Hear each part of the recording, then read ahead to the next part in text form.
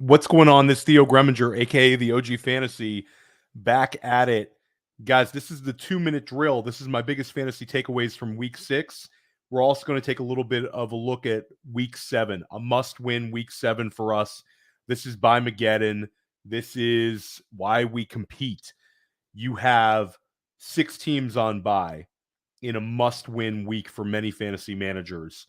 Cincinnati Bengals on bye, Dallas Cowboys on bye, New York Jets on bye, Carolina Panthers on bye, Houston Texans, and Tennessee Titans. This is a tough one. We got to be able to get through it. But let's take a look back at this past week, at week 6. Week 6 was a tilting week for a lot of fantasy managers. You had some really big performances and a couple of big letdowns. You didn't get your bailout games. A lot of times we get those quarterback bailout games. It didn't come. If you were expecting a bailout from Jalen Hurts, from Josh Allen, from Justin Herbert, that didn't happen. And there was a lot of disappointed fantasy managers. Makes week 7 an even bigger deal. A couple of my big takeaways for the week. Let's start out with last Thursday night. We had Travis Kelce and Isaiah Pacheco stealing the show as Kansas City controlled the game and won over Denver. That wasn't surprising. Kelce finishing with 9 catches for 124 yards and a 23% target share. That's not really surprising at all. But what was surprising and a really pleasant surprise has been the work of Isaiah Pacheco. I think we're staring at an RB1 when the season ends in Pacheco.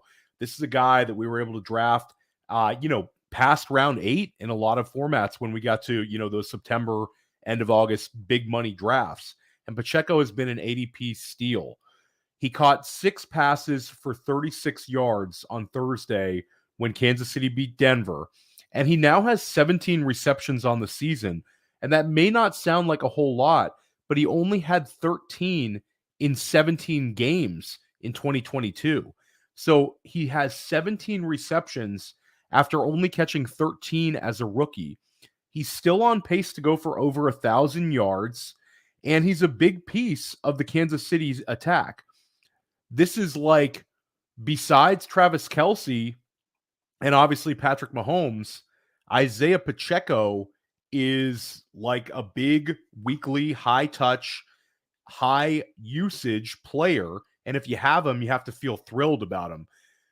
Kelce has been getting a lot more attention for like the Taylor Swift stuff off the field, but he continues to be the best tight end in the league and one of the most important fantasy players that there is, period.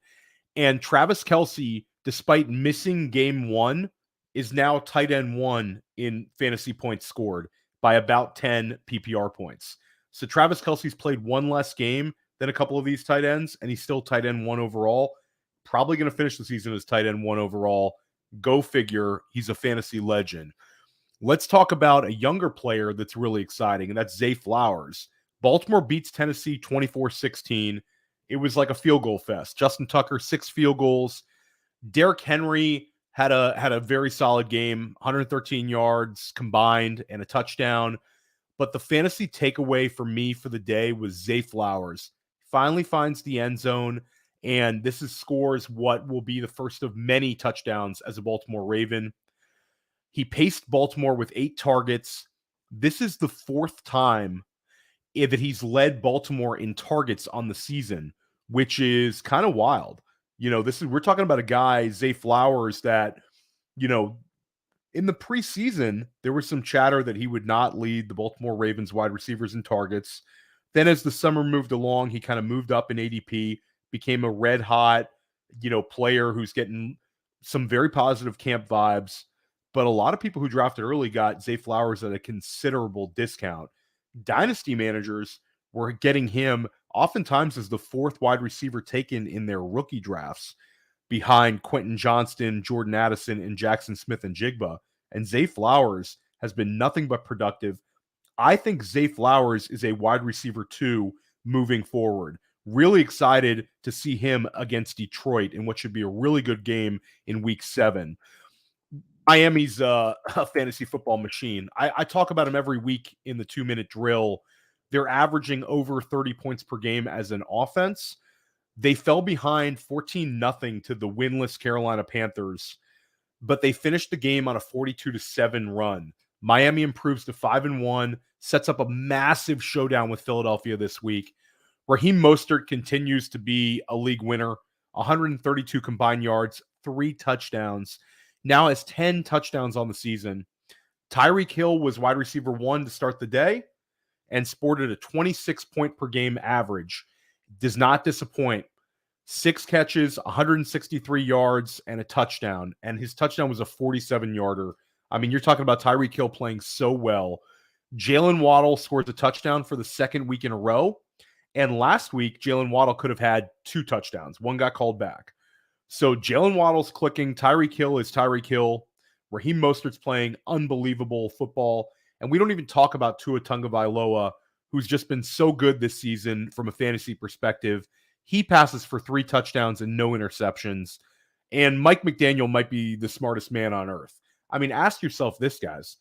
Is there a smarter person like in your life than Mike McDaniel? Mike McDaniel is so good at his job. It's unbelievable. Continually helps fantasy managers. A big hat tip to Mike McDaniel. You are the man. And they're doing this without Devon Achane. So right now, Miami has 4 games with 30 or more points scored. The NFL record is 13, set by the 2013 Denver Broncos. I think Miami has a shot at this record. I think they're going to have a number of smash weeks coming up. I think they hang 30 on this Philadelphia Eagles team. Kyren Williams had himself a day. Incredible target share and fantasy performances from Cooper Kupp and Puka Nacua in LA's loss to Philly in week 5. That made the 2-minute drill. This week on the 2-minute drill, we're talking about Kyren Williams. Kyren Williams played so well. 158 yards and a touchdown. The Rams win decisively over Arizona. Williams had only 4 rushing yards in the first half, then has 18 carries for 154 in the second. Kyren Williams was looking like a league winner, but now he's hurt. Kyren Williams is headed to possibly the IR. There's been some rumblings he's not back until week 11. Very concerning for the Rams. It's very up in the air about who gets the majority of the running back touches. I think it could just be an ugly committee. Darrell Henderson was signed. Royce Freeman was elevated from the practice squad. And Zach Evans, who fantasy managers spent a ton of fab on this week, he's going to also have an opportunity. I don't know what happens. You also have Myles Gaskin. Myles Gaskin is also an option. So I don't know which way it's going to go. I think if you want to get ahead of this situation, grab one of the non-Zach Evans running backs. Zach Evans would have cost you a fortune. And even if you're going to try to trade for him with the fantasy manager who picked him up on waivers, it's going to cost you a lot. So if you're trying to get some short-term production, I think you throw a dart at Myles Gaskin, who can catch the football. And I think Myles Gaskin probably has the best shot over like a Royce Freeman. But again, it's an ugly, ugly situation. One situation which is not ugly is the Atlanta Falcons' recent passing volume. I know it's crazy. I'm complimenting an Arthur Smith coached football team right now, but it's not just the running backs doing it in Atlanta. You've had Kyle Pitts scoring touchdowns in back-to-back weeks. He is now tight end 12 on the season in PPR. Jonnu Smith is a top 10 tight end and continually beating our expectations.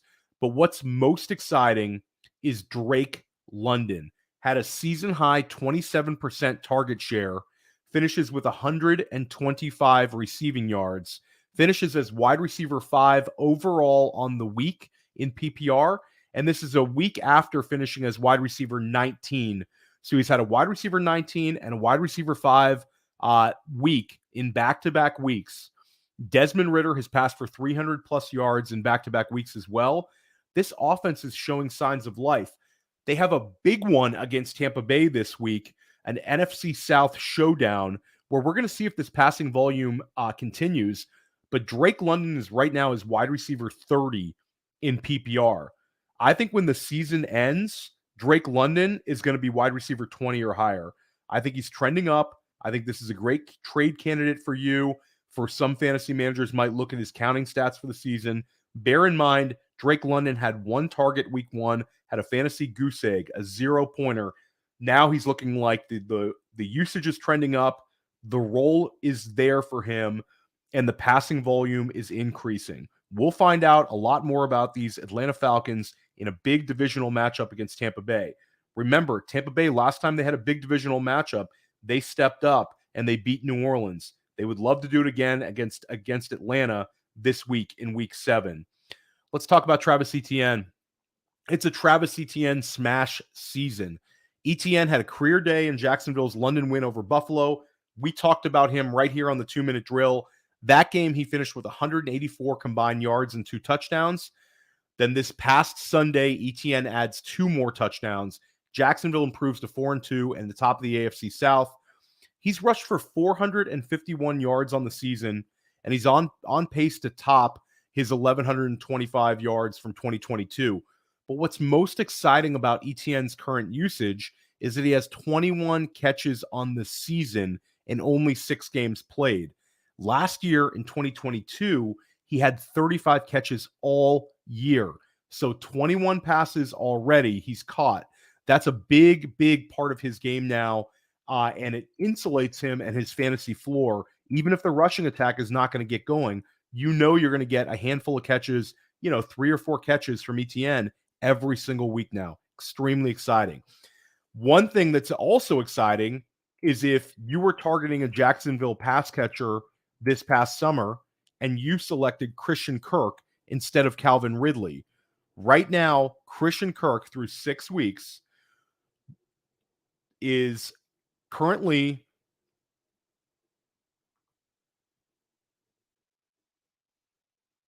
the wide receiver 16 on the season.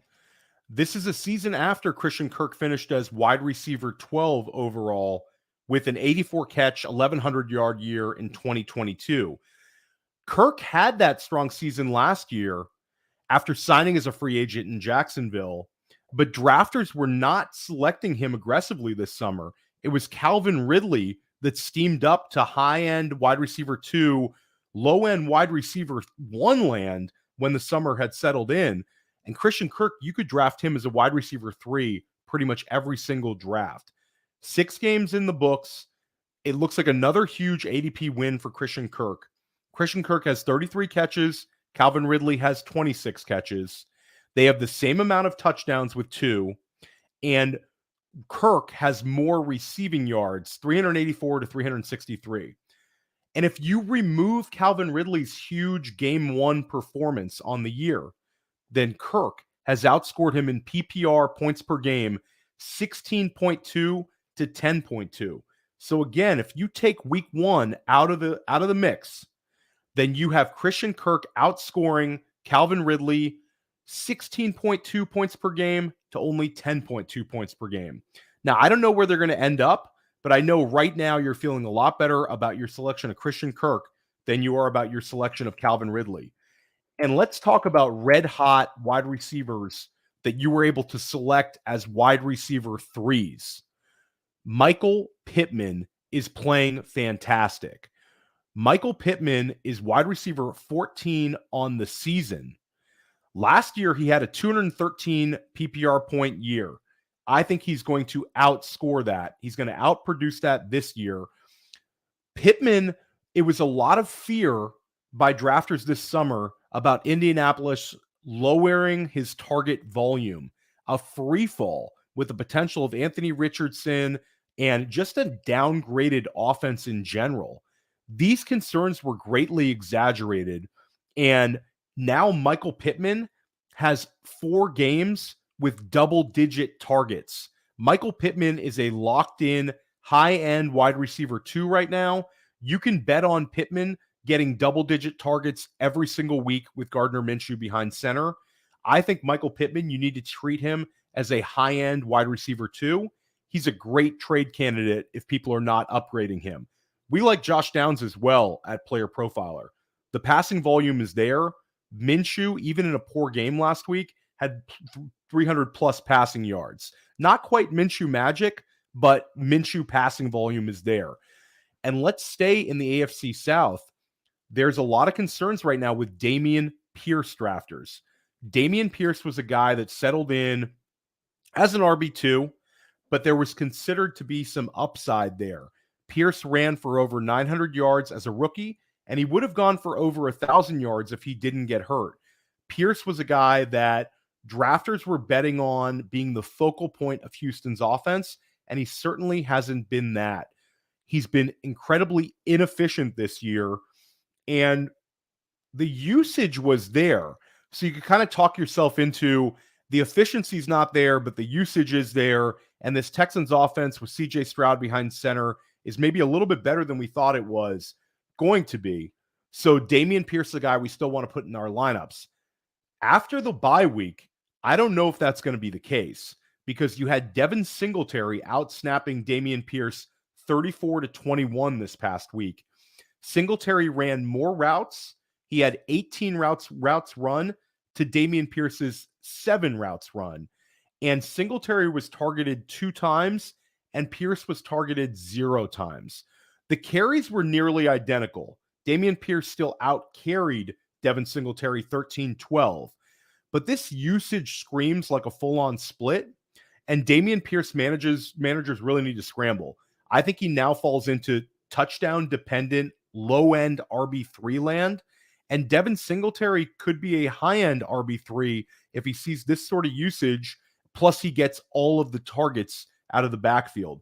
It's an absolute mess for Damien Pierce managers.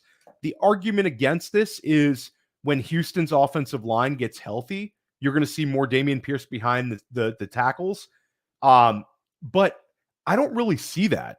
I think that this is a situation where this coaching staff brought in Devin Singletary as a free agent, and Devin Singletary continually holds other backs back. Devin Singletary played well ahead of James Cook last year. Singletary outscored Cook easily. The year before, Zach Moss couldn't get on the field. Devin Singletary was getting the work. And Devin Singletary is never a guy that fantasy managers are talking about as some huge talent. But Devin Singletary has finished as, let's call him a low-end RB2, high-end RB3 for back-to-back seasons. I think Devin Singletary post-bye week could be very interesting, and Damien Pierce drafters need to be a little bit worried about what's going on here. Let's talk about another veteran, though, that's extremely exciting, and that's Adam Thielen. We talked about Puka Nacua at the beginning of the season, and that's certainly one of the biggest storylines of fantasy, no matter what happens the rest of the way. Puka was an absolute unbelievable pick and unbelievable production. I'm sure we'll look at that for years to come when evaluating prospects. But Adam Thielen is having his best season since 2018. Right now, he's wide receiver 3 overall in PPR. He is 33 years old, signs with Carolina this offseason to little fanfare. There were people that liked DJ Shark in this wide receiver group. There were people that liked Jonathan Mingo, their second-round pick in this wide receiver group. Was not a whole lot of love for Adam Thielen. He was drafted in every draft, but he was a double-digit round pick in every single draft. Right now, with this production, he is the wide receiver version of Raheem Mostert. He was dismissed this past offseason, but now you have to pay attention to him now. 11 catches, 115 yards, and a touchdown, and he had 37% target share this past week. It's crazy what Adam Thielen is doing. Thielen and Carolina are going on to a bye week. This is a great opportunity for you to buy high on Adam Thielen because with this sort of usage and the fact that he's healthy, I think a lot of your league mates are looking to sell Adam Thielen based on his production, and they know that they're not going to get a huge amount back for him based on the fact that he's an older wide receiver, and it's kind of like found money for them. I would see if you could trade for him because I think when the season's over, I think Adam Thielen is going to be inside of the top 15 at the wide receiver spot, and if he stays healthy, there's a chance he finishes as a wide receiver 1. We'll talk about the Christian McCaffrey injury concerns. Leaves San Francisco's game against Cleveland oblique injury. This is a little bit concerning to say the least. Christian McCaffrey is the RB1 for San Francisco, one of the best players that you have in fantasy this whole season. McCaffrey has just been unbelievable with some of his production. San Francisco loses to Cleveland and now could be losing McCaffrey. If McCaffrey doesn't play this week, it's either going to be Elijah Mitchell or Jordan Mason or some sort of a split backfield. I would bet on Elijah Mitchell getting the majority of the touches, but I'm not 100% sure. I had Mitchell as my number one waiver wire ad among any player this week because I think that if push comes to shove, if McCaffrey misses time, they're going to go with Mitchell, who's had a great deal more fantasy success in his career than Jordan Mason and was also running ahead of Jordan Mason for pretty much the whole preseason and then the beginning of the season. If you'll recall, in week 3, Mitchell looked like his usage was trending up against the New York Giants. Mitchell suffers a knee injury, ends up missing some time, and we'll give, all credit where credit's due. Jordan Mason has played well. Mason scored a touchdown in back-to-back weeks, but Kyle Shanahan talked a little bit about, when he was asked about these other running backs, he specifically talked about Elijah Mitchell first, and he insinuated that Elijah Mitchell's low snap number this past week against Cleveland was more likely due to the fact that it was his first game back. So let's hope that this is a moot point and Christian McCaffrey is ready to rock. But San Francisco has a couple of health concerns here. You have Trent Williams with injury concerns, Deebo Samuel with the shoulder injury concerns. San Francisco's been red hot. They're the number 2 offense in football to the Miami Dolphins, and we're going to see how that's going to hold up. Let's talk about Breece Hall. Breece Hall is trending up big time. The Jets even their record with a huge win, 2014 over the Philadelphia Eagles. Breece Hall had another strong fantasy performance. He couldn't get it going on the ground like he did against Denver in week 5. Hall finishes with only 39 yards, but he found the end zone. He also added an important 5 catches on 5 targets, and he trailed only Garrett Wilson in terms of number of targets and number of catches on the Jets. The reception totals were a season high for him, and it shows to me that no matter how the game flow is going, the Jets want to get the ball in Breece Hall's hands. It's actually becoming a very consolidated offense in a good way. Zach Wilson's never a guy we're going to trust, but Garrett Wilson and Breece Hall, the 2 most talented Jets offensive players, are going to get their touches. Very exciting stuff for Breece Hall managers headed into the bye week. Check out my other videos I drop on Player Profiler, right here on Player Profiler YouTube. I drop the waiver wire video. I drop that usually earlier in the week.